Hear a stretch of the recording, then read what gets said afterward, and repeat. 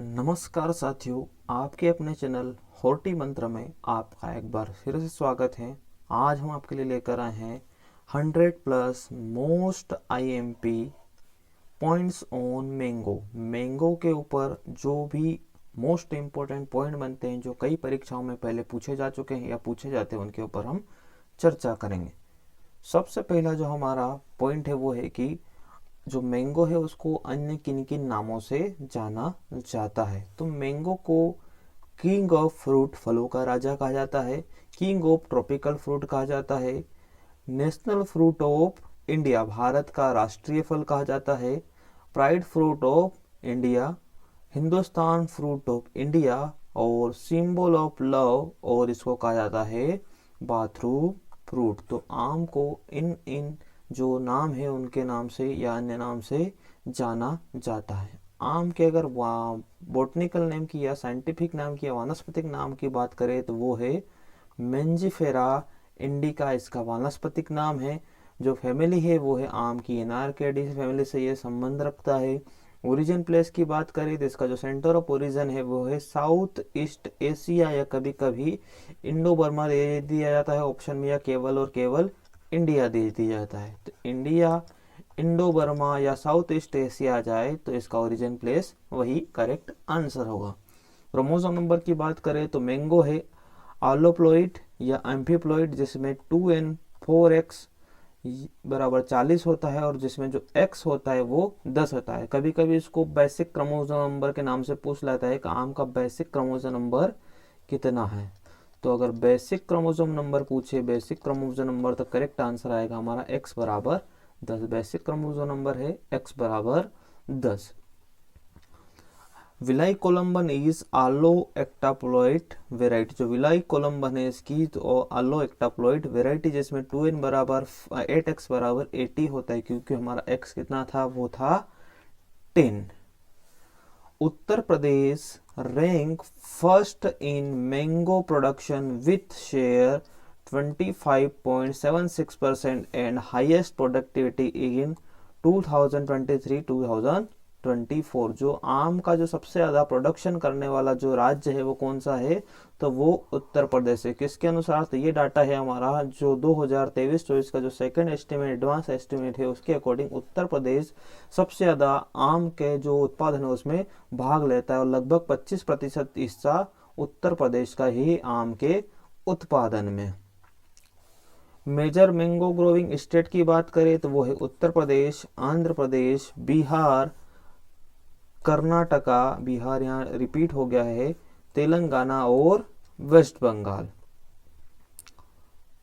Leading mango producing country की बात करें तो सबसे ज्यादा जो प्रोडक्शन करता है वो भारत करता है और उसके बाद आता है China.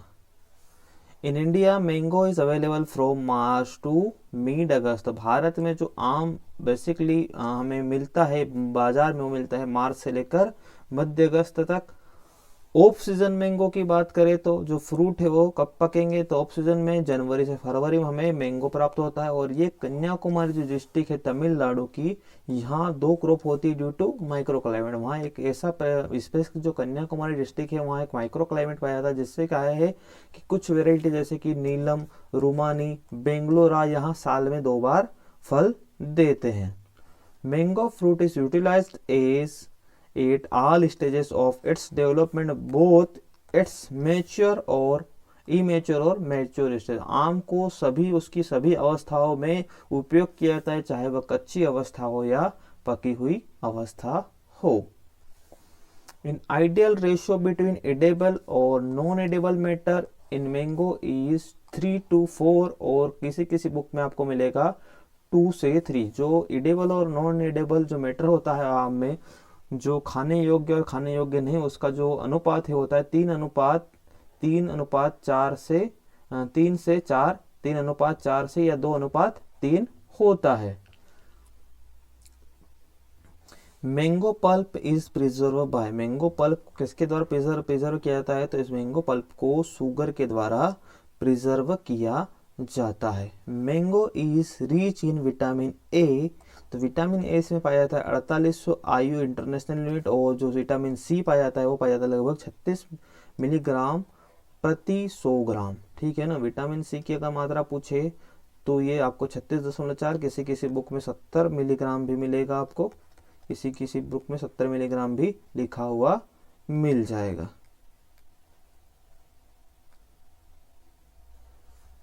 Mango seed kernel contain 9.5% protein and 6 to 12% oil. जो मैंगो का जो सीड कर्नल होता है, बोले तो मैंगो का जो बीज होता है उसमें लगभग 9.9% प्रोटीन पाया जाता है और 6 से 12% तक उसमें तेल पाया जाता है। कमर्शियल प्रोपोगेशन की बात करें तो आम का जो कमर्शियल या व्यावसायिक प्रवर्धन होता है वो होता है विनियर क्राफ्टिंग और इनार्चिंग के द्वारा। अगर दोनों में से सबसे मेन कौन है तो वो है इनार्चिंग, करेक्ट आंसर आएगा। Longevity of mango seed 30 days, 4 weeks और 1 month। मतलब लॉन्गेविटी मतलब है कि जो आम का जो बीज है उसकी जीवन क्षमता कितने दिनों तक होती है। तो आम के बीज की जो जीवन क्षमता होती है वो 30 दिन तक या 4 वीक या 1 महीना, जो भी ऑप्शन में मिले वो करेक्ट होगा। Mango stem take about 15 to 25 days to germination. आम का जो बीज है वो लगभग 15 से 25 दिन लेता है जर्मिनेट होने में। The seedling will be ready for grafting when they have attained the height of 45 centimeter and thickness of 0.75 to 1.5 centimetre. जो आम का जो ग्राफ्टिंग किया जाता है तो ग्राफ्टिंग के लिए जो बीज से जो पौधा लगाया जाता है उसकी अगर हाइट हो जाए हमारी कितनी 45 सेंटीमीटर और उसका जो थिकनेस है वो मोटाई हो जाए 0.75 से 1.5 सेंटीमीटर, तो वो क्या है ग्राफ्टिंग के लिए रेडी माना जाता है। Flower bud differentiation in mango take in place. तो जो आम में जो फ्लोवर बड मतलब जो फ्लोवर बड बोले तो फूल निकलने का जो फूल जब कब निकलते हैं तो वो निकलते हैं अक्टूबर से नवंबर के दौरान। और फ्रूट बड डिफरेंशिएशन इन तमिलनाडु की बात करें तो तमिलनाडु में दिसंबर से जनवरी में और नॉर्थ इंडिया में फरवरी टू मार्च में। जो फ्रूट बड, यहाँ फ्लोवर बड है, फ्लोवर बड अक्टूबर नवंबर, फ्रूट बड की बात करें तो फरवरी मार्च और नॉर्थ इंडिया में जनवरी से दिसंबर से जनवरी के दौरान।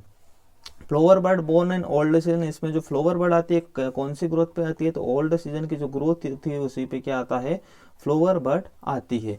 फ्लोरिंग पीरियड की बात करें तो आम में जो फ्लोरिंग चलती है वो चलती है 2 से 3 सप्ताह तक। टाइप ऑफ फ्लोवर की बात करें तो आम में मेल फ्लोवर और हर्माफ्रोडाइट फ्लोवर दोनों प्रकार के फ्लोवर पाए जाते हैं। Flower open from 6 am onward. The maximum release of pollen grain take in between 8 am to 12 noon। जो आम के जो फ्लोवर ओपन हो जाते हैं सुबह 6 बजे और जो पोलन रिलीज होते हैं वो सुबह 8 बजे से 12 बजे तक ज़्यादा से ज़्यादा रिलीज होते हैं। Highest bisexual perfect flower percentage. तो लंगड़ा में सबसे ज़्यादा हाईएस्ट परफेक्ट फ्लोवर पाए जाते हैं, वो पाए जाते हैं 69.8% और फॉलोड बाय उसके बाद चौसा में 42.9% और उसके बाद दशहरी में 30.6%। सबसे कम जो बाइसेक्सुअल फ्लावर या परफेक्ट फ्लावर पाया जाता है वो किसमें पाया जाता है रूमानी में। जो रूमानी वेराइटी है इसमें 0.74% तक ही क्या है जो केवल परफेक्ट फ्लावर पाए जाते हैं। सबसे ज्यादा पाए जाते हैं लंगड़ा में और सबसे कम पाए जाते हैं रूमानी किस्म में। इन्फ्लोरेसेंस की बात करें तो इसका जो इन्फ्लोरेसेंस होता है टर्मिनल पेनिकल प्रकार का होता है, इसको टर्मिनल पेनिकल कहा जाता है। आम के इन्फ्लोरेसेंस को टर्मिनल पेनिकल या कहीं कहीं केवल पेनिकल ऑप्शन में लिखा हुआ मिलेगा। Inflorescence offer to lord Shiva and Saraswati. आम का जो फूल है जिसको बोलते हैं इन्फ्लोरेसेंस वो भगवान शिव और सरस्वती को चढ़ाया जाता है। नंबर ऑफ फ्लोवर पर पेनिकल तो वो है 1000 से 6000। जो एक पेनिकल है जिसको एक पुष्प गुच्छ बोलते हैं उसमें लगभग 1000 से 6000 तक उसमें फ्लोवर पाए जाते हैं। एंथेसिस टाइम की बात करें तो आम में जो एंथेसिस होता है वो अर्ली मॉर्निंग होता है। आम में जो एंथेसिस होता है वो अर्ली मॉर्निंग होता है। टाइप ऑफ पोलिनेशन की बात करें तो इसमें क्रॉस पोलिनेशन होता है। पोलिनेटर एजेंट की बात करें तो वो है आपका हाउस फ्लाई और हनी बी। हाउस फ्लाई और हनी बी दोनों इसमें पोल्यूशन करती है। अगर दोनों में से करेक्ट आंसर कौन आएगा तो वो आएगा house fly. Type of fruit की बात करें तो टाइप ऑफ फ्रूट है इसका ड्रूप या स्टोन। दोनों अगर ऑप्शन में है तो हम लगाएंगे ड्रूप, कभी कभी दोनों भी दे देता है तो हम ड्रूप लगाएंगे और कभी केवल स्टोन देता है कभी केवल ड्रूप देता है। एडिबल पार्ट की बात करें इसका एडिबल पार्ट है mesocarp. In mango only 0.1% flower shed fruit and reach up to maturity. जो हमने पढ़ा था कि लगभग एक जो फ्लावर है उसमें 1000 फ्लावर या 6000 तक फ्लावर पाया जाता है, तो उसका केवल 1% जो फ्लावर है वो केवल फ्रूट में बदल पाता है। मतलब 1000 में से जो फूल आया उसमें से केवल एक ही क्या पाता है, फल बन पाता है। Mango can be grow under both tropical and सब ट्रॉपिकल क्लाइमेट। आम जो है ट्रॉपिकल और सब ट्रॉपिकल दोनों प्रकार की जलवायु में उगाया जाता है। The temperature between 24 to 27 is ideal for its cultivation. अगर टेम्परेचर की बात करें तो आम की जो खेती है उसके लिए 24 से 27 डिग्री टेम्परेचर सबसे अच्छा माना जाता है। Low temperature 13 to 19 degree Celsius is good for flower but differentiation. जो फूल की जो कलियां है वो निकलने के लिए जो सबसे अच्छा तापमान होता है वो होता है 13 से 19 डिग्री तापमान। Ideal soil for mango is red loam, alluvial और वेल्ड्रन। जो अच्छे जल निकास वाली जो है लाल दोमट मृदा और जो है हमारी जलोढ़ मृदा वो आम की खेती के लिए सबसे उपयुक्त होती है। आइडियल सॉइल पीएच की बात करें तो 5.5 से 7.5 और 6.5 से 8.5। कहीं कहीं आपको 6.5 से 8 भी लिखा हुआ मिलेगा और कहीं कहीं आपको 5.5 से 7.5 भी लिखा हुआ मिलेगा। तो ये आम की खेती के लिए सबसे उपयुक्त पीएच होता है। और इसको स्लाइटली एसिडिक मतलब हल्की जो है अम्लीय मृदा कहा जा सकता है, क्योंकि हमारा पीएच थोड़ा ही 7 से थोड़ा ही कम होता है। प्लांटिंग टाइम की बात करें तो आम का जो प्लांटिंग टाइम चलता है वो चलता है ऑन सेंड मानसून टू दिसंबर। मतलब इसकी जो प्लांटिंग है जुलाई टू दिसंबर तक की जा सकती है। Mango is normally adopted at 7 to 10 metre either way. मतलब आम को 7x7 से लगाकर 10x10 तक हम लगा सकते हैं। 7x60 मीटर से 10x10 मीटर, चाहे वो 8x8 मीटर हो, 9 मीटर इंटू 9 मीटर हो। तो आम की जो जनरल स्पेसिंग रखी जाती है वो 7 से 10 मीटर तक अपन रख सकते हैं। जबकि जो हाई डेंसिटी प्लांटिंग होता है उसमें आम्रपाली को लगाया जाता है 2.5 x 2.5 मीटर पे, जिसमें लगभग 1600 प्लांट प्रति हेक्टेयर आते हैं। जबकि जो दशहरी वेराइटी को 3 मीटर से 3 मीटर गुणा 2.5 मीटर पे लगाया जाता है, जिसमें 1333 प्लांट प्रति हेक्टेयर तक लगाए जा सकते हैं। पिट साइज की बात करें तो इसके लिए जो गड्ढे की जो डायमेंशन है वो 1 metre into 1 metre into 1 metre होता है, या इसको बोल सकते हैं 1 घन मीटर। बोले तो 1 मीटर गहराई, 1 मीटर चौड़ाई और 1 मीटर लंबाई। The most popular method for mango planting की बात करते हैं, सबसे आम लगाने की जो सबसे अच्छी विधि है बगीचा लगाने की आम का वो है वर्गाकार विधि है, जिसको बोलते हैं अपन स्क्वायर मेथड, जिसमें प्लांट टू प्लांट और पौधे से पौधे की दूरी और जो कतार से कतार की दूरी सेम रखी जाती है। ट्रेनिंग की बात करें तो आम का जो पौधा है वो लगभग 2 से 3 वर्ष का हो जाए तो उसमें ट्रेनिंग की जाती है। Heading back in mango done at November to December. आम जो हेडिंग बैक किया जाता है मतलब ऊपरी भाग को पूरी तरह से काट दिया जाता है, वो कब काटा जाता है, नवंबर से दिसंबर के दौरान। Pruning time in South India, south India में आम का जो प्रूनिंग टाइम है वो है अगस्त से सितंबर। Pruning time in South India वो है अगस्त से सितंबर। Intercropping can be done up to 5 to 6 year in mango orchard. जो आम का जो बगीचा है उसमें लगभग 5 से 6 साल तक क्या है उसमें इंटरक्रॉपिंग की जा सकती है। कितने साल तक, बगीचा लगाने के 5 से 6 साल तक उसमें इंटरक्रॉपिंग की जाती है। उसके बाद उसमें इंटरक्रॉपिंग को बंद कर दिया जाता है। The north Indian cultivar are alternate bearer where south Indian are ones are regular bearer. Alternate bearer मतलब एकांतर फलन, इसमें एक वर्ष फल लगते हैं और दूसरे वर्ष नहीं लगते, जबकि रेगुलर बेयर में हर वर्ष उसमें फलन होता है। In mango emerge a new flush at the same time with fruiting और immediately after harvest is indicate to regular bear.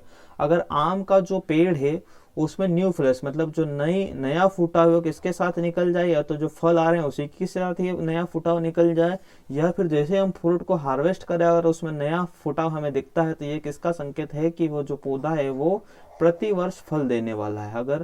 अगर पौधा ऐसा है कि वो क्या है, या तो उसमें फलन के साथ ही क्या आ जाए, उसमें नया फुटाव देखने को मिले, या हार्वेस्टिंग के जस्ट बाद अगर हमें नया फुटाव देखने को मिलता है तो वो इंडिकेट करता है कि जो पौधा है वो रेगुलर बियरिंग वाला है, यह प्रति वर्ष फल देने वाला है। The polyembryonic mango Vellai Kolumban when used as root stock in part dwarfing in Alphonso, जब जो पॉलीएम्ब्रियोनिक रूट टेस्टो के विलाई कॉलम में अगर इसका उपयोग जो अल्फांजो है इसकी ग्राफ्टिंग के लिए क्या आता है, तो अल्फांजो को क्या देता है, ड्वार्फिंग इफेक्ट या बोनापन प्रदान करता है। क्या करता है, बोनापन प्रदान करता है। कौन, विलाई कॉलम किसको, अल्फांजो वेराइटी को। There are two types of mango variety. Most of the South Indian variety are polyembryonic and thus give two type seedling. जो साउथ इंडियन वेराइटी है पॉलीएम्ब्रियोनिक होती है और इससे जो हमें पौधे प्राप्त होते हैं ट्रू टाइप पौधे प्राप्त होते हैं। ट्रू टाइप मतलब सेम उसके मदर प्लांट की कैरेक्टर जैसे। जबकि जो north Indian variety are mono embryonic and need to be propagated vegetative. जबकि जो मोनो एम्ब्रियोनिक वेराइटियां है इनको वेजिटेटिव प्रोपोगेशन से डेवलप करने की आवश्यकता होती है, क्योंकि इनके जो गुण हैं अपने मदर प्लांट की तरह या मातृ वृक्ष की तरह नहीं होते हैं। Dwarfing tree growth, regular bearing, resistant to malformation and spongy tissue is controlled by single recessive gene। जो पौधे में बोनापन, रेगुलर बियरिंग प्रतिवर्ष फल देना और resistant to malformation and spongy tissue, mango malformation और स्पंज टिश्यू के प्रति जो प्रतिरोधक क्षमता है वो किसके द्वारा कंट्रोल की जाती है, वो single recessive gene. Recessive gene का मतलब होता है एक अप्रभावी जीन, एक अप्रभावी जीन के द्वारा ये कंट्रोल किया जाता है, एक अप्रभावी जीन के द्वारा ये कंट्रोल किया जाता है। ठीक है, कौन से कैरेक्टर अप्रभावी जीन के द्वारा कौन कौन से कैरेक्टर कंट्रोल किए जाते हैं, तो dwarfing tree growth, regular bearing, resistant to malformation और रेसिस्टेंट टू स्पॉन्जी टिश्यू। जबकि जो पॉलीएम्ब्रियन है, स्किन कलर है, बंच बियरिंग है, हैबिट है और बाइन्यूल बियरिंग हैबिट है, किसके द्वारा कंट्रोल की जाती है, तो ये single dominant gene. Dominant gene का मतलब होता है कोई प्रभावी जीन है। प्रभावी जीन के द्वारा जो कंट्रोल होता है वो होता है पॉलीएम्ब्रियोनिक, स्किन कलर, बंच बियरिंग और बाइन्यूल बियरिंग जो हैबिट है वो कंट्रोल होती है सिंगल डोमिनेंट जीन के द्वारा। जबकि जो ड्वार्फनेस है, रेगुलर बियरिंग है और रेसिस्टेंट टू मालफॉर्मेशन और स्पंजी टिश्यू है, ये अप्रभावी जीन के द्वारा कंट्रोल होती है। एप्लीकेशन ऑफ कोल तार, जिसको पेक्टोब्यूटाजोल भी बोला जाता है, इसका स्प्रे करना है 1.25 to 1.25 to 10 gram for non bearing tree during first week of सितंबर। जो 1.25 से 10 ग्राम प्रति वृक्ष का जो स्प्रे किया जाता है, जैसे पौधा, ऐसा पौधा जो कि रेगुलर बियर नहीं है, जिसमें बियरिंग नहीं हो रही है, तो सितंबर के फर्स्ट सप्ताह में उस पर स्प्रे करेंगे। विल बी इंड्यूस फ्लोरिंग और फ्रूटनेस यील्डिंग ड्यूरिंग ऑफ ईयर। तो इससे होगा क्या कि जो उसमें फ्लोरिंग बढ़ जाएगी और उसमें ऑफ सीजन उसमें भी क्या आएगा, उसमें फलन हो जाएगा। अगर सोइल ड्रेंचिंग की बात करें तो सोइल ड्रेंचिंग विद पेक्टोब्यूटाजोल 2 ml पर tree induce flooring during of year. जो ऐसा वर्ष जिसमें क्या है वो फ्लोरिंग या फ्रूटिंग नहीं होती है, तो उस साल क्या करते हैं अपन, जो सोइल ड्रेंचिंग भी करते हैं 2 मिलीग्राम प्रति ट्री। ठीक है, पेक्टोब्यूटाजोल is a gibberellin biosynthesis inhibitor. Its control the emergence of new vegetative flush। जो पेक्टोब्यूटाजोल क्या करता है, ये बायोसिंथेसिस इनहिबिटर है किसका, जिब्रेलिन का। जो किसको कंट्रोल करता है, तो जो नए जो फ्लश निकलते हैं, जो नया फुटाव निकलता है, उसको ये रोकने का काम करता है। अगर नया फुटाव नहीं होगा तो हमारी जो आम की जो ग्रोथ होगी ओल्ड सीजन वाली होगी, तो उसमें क्या है आसानी से जो फ्लावर बड है वो निकल आएंगे। स्मडगिंग is making the smoky fire below the tree canopy and allow to smoke pass through the foliage for several days। Smoking क्या है, स्मडगिंग क्या किया जाता है कि आम के नीचे क्या किया जाता है, धुआं किया जाता है और धुएं को आम का जो सभी भाग है उसमें पहुंचने दिया जाता है कुछ दिन तक। तो उससे होगा क्या कि जो स्मडगिंग की कहाँ की जाती है, तो smudging practice in Philippines for induce early flowering. और अर्ली फ्लोरिंग लाने के लिए जो फिलीपींस है वहाँ इस क्रिया को किया जाता है। Mango malformation can be reduce by spraying Na। जो मैंगो मालफॉर्मेशन होता है इसको कंट्रोल करने के लिए नेप्थलिक एसिटिक एसिड का छिड़काव किया जाता है। Na is applied to control mango malformation in the month of October। और कौन से मंथ में स्प्रे करना चाहिए, तो स्प्रे करना चाहिए अक्टूबर के महीने में। Prevention of pre harvest food drop in mango 2,4-D @20 ppm और NAA @50 ppm। तो जो मैंगो का जो प्री हार्वेस्ट बोले तो मैंगो का जो फ्रूट ड्रॉप होता है प्री हार्वेस्ट मतलब तोड़ाई के पहले जो फ्रूट ड्रॉप हो जाता है उसके कंट्रोल के लिए 2,4-D का स्प्रे किया जाता है कितना 20 ppm और जो नेप्थेलिक एसिड है उसका स्प्रे किया जाता है 50 ppm। A serious physiological disorder in mango orchard near brick lane is plague tip. जो ईंट के भट्टे हैं वहाँ के जो बगीचे हैं ईंट के भट्टे के आसपास के जो बगीचे हैं वहाँ के लिए जो सीरियस जो फिजियोलॉजिकल डिसऑर्डर होता है वो होता है ब्लैक टिप। ब्लैक टिप मतलब आम का जो निचला हिस्सा है वो काला हो जाता है। Loss of firmness in mango fruit during ripeness due to pectin hydrolysis. आम के जो फल का जो कठोरपन है फर्मनेस मतलब जो कठोरपन है वो कम होने लगता है किसके कारण जो पकने के दौरान क्या है जो पेक्टिन है वो उसका हाइड्रोलाइसिस हो जाता है। तो आम पकने के दौरान क्या है आम का जो छिलका का जो कठोरपन है वो धीरे धीरे से क्या होने लग जाता है कम होने लगता है। वो जो आम क्या है थोड़ा सा हमारा सॉफ्ट हो जाता है। Little leaf of mango caused by. तो आम का जो लिटिल लिप होता है वो जिंक डिफिशियंसी के कारण से होता है। आम का जो लिटिल लिप होता है किसके कारण से होता है तो वो जिंक डिफिशियंसी के कारण से होता है। Ripening of mango commonly done by ethrel. आम को जो कॉमर्शियली पकाया जाता है किसके द्वारा पकाया जाता है तो वो इथेरल के द्वारा पकाया जाता है। साल्ट रेसिस्टेंट रूट स्टॉक की बात करें तो मैंगो के जो साल्ट रेसिस्टेंट रूट स्टॉक है वह कुक्कुरन, नेक्कार और मुदबन। ये क्या है आम के साल्ट रेसिस्टेंट रूट स्टॉक है। मैंगो लेदर इज कॉल्ड आम पेपर और आम पापड़। मतलब आम के जो पल्प है उससे क्या बनाया जाता है पापड़ बनाए जाते हैं जिसको आम पापड़ या आम पेपर के नाम से जाना जाता है। शेप बर्न और sap injury is post harvest physiological disorder of mango. Sap burn और शेप इंजरी क्या है आम के पोस्ट हार्वेस्ट फिजियोलॉजिकल डिसऑर्डर है। जेली शीड और सॉफ्ट नोज ये भी आम के फिजियोलॉजिकल डिसऑर्डर है। Hot water treatment and vapour heat treatment is recommended for disinfection of fruit fly और stone weevil. Hot water treatment और वेपर हीट ट्रीटमेंट दोनों अप्लाई किए जाते हैं रिकमेंड किए जाते हैं किसके लिए फ्रूट फ्लाई को खत्म करने के लिए और आम के स्टेन वेवल को खत्म करने के लिए। Sporophytic self incompatibility is found in mango. आम में जो सेल्फ इनकम्प्लीटी पाई जाती है कौन से प्रकार की पाई जाती है तो वो पाई जाती है sporophytic self incompatibility. Sporophytic self incompatibility. Inarching की बात करें तो it is one the most widely practice method of grafting with over 95 success rate. जो इनार्चिंग है ये क्या है ग्राफ्टिंग की एक तकनीक है जिसमें लगभग 95% हमें सक्सेस रेट प्राप्त होती है। Inarching grafting is the most popular method in South India. आम में अगर इनार्चिंग जनरली यूज की जाती है तो साउथ इंडिया में यूज किया जाती है और साउथ इंडिया में कॉमर्शियली प्रोपोगेशन मेथड है। Inarching techniques in mango was suggested by SK Mukherjee. आम में इनार्चिंग जो तकनीक है वो किसने सुझाव दिया था तो वो दिया था SK मुखर्जी ने।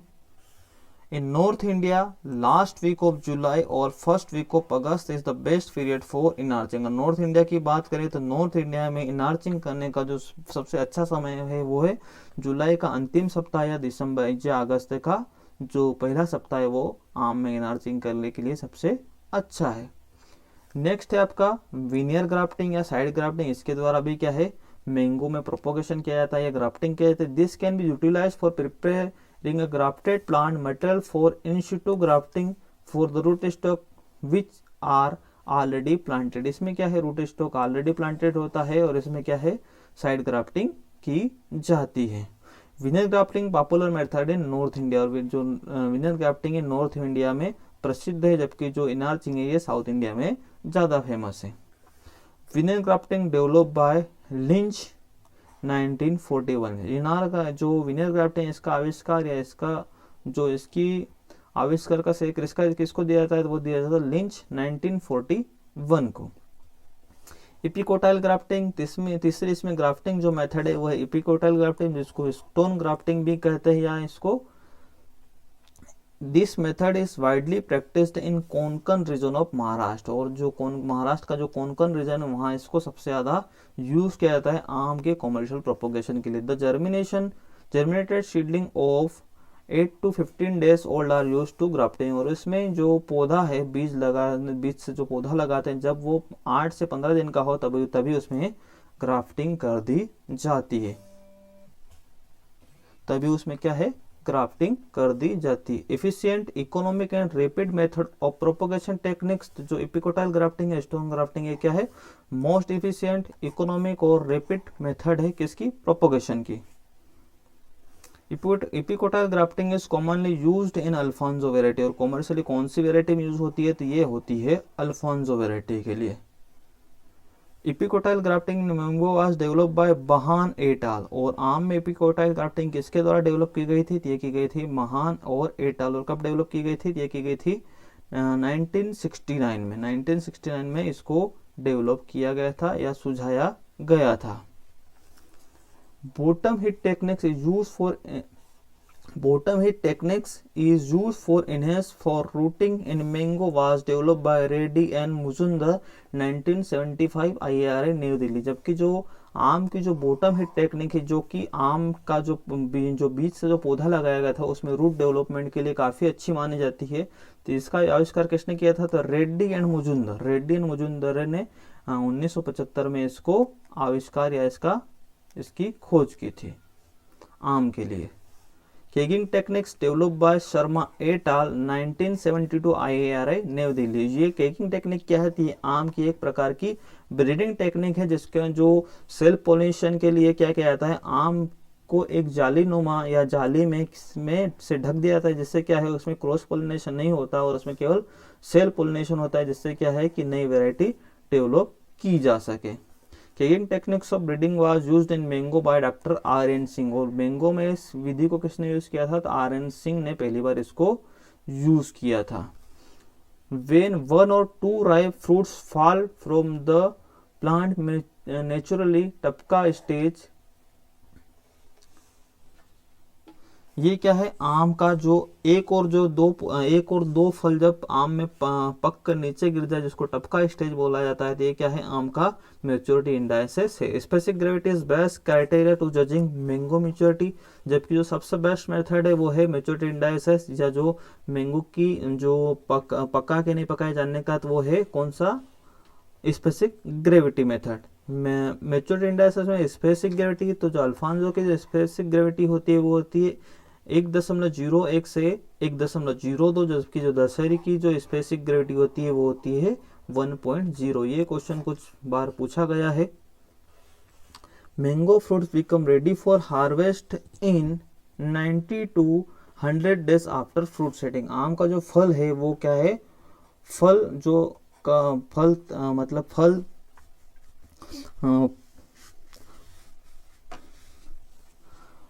फ्रूट सेट के लगभग 90 से 100 दिनों में आम का जो फल क्या है, पककर तैयार हो जाता है। Good mango variety contain 20% of CSS। आम की जो अच्छी किस्में है उसमें लगभग 20% तक TSS होता है। स्टोरेज टेम्परेचर की बात करें तो आम का जो स्टोरेज टेम्परेचर है वो है 8 से 9 डिग्री सेल्सियस।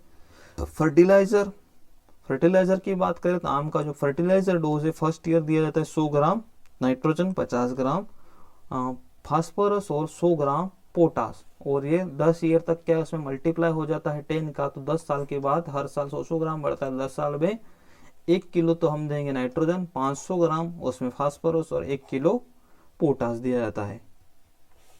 फर्टिलाइजर में भी अप्लाइड 25 सेंटीमीटर वाइड और deep 20 to 30 centimetre 2 metre away from the trunk. ठीक है। Post harvest losses in mango, तो आम में जो पोस्ट हार्वेस्ट लॉस होता है वो होता है 17 से 36% तक। धन्यवाद। वीडियो अच्छा लगे तो लाइक शेयर और सब्सक्राइब जरूर करें। धन्यवाद।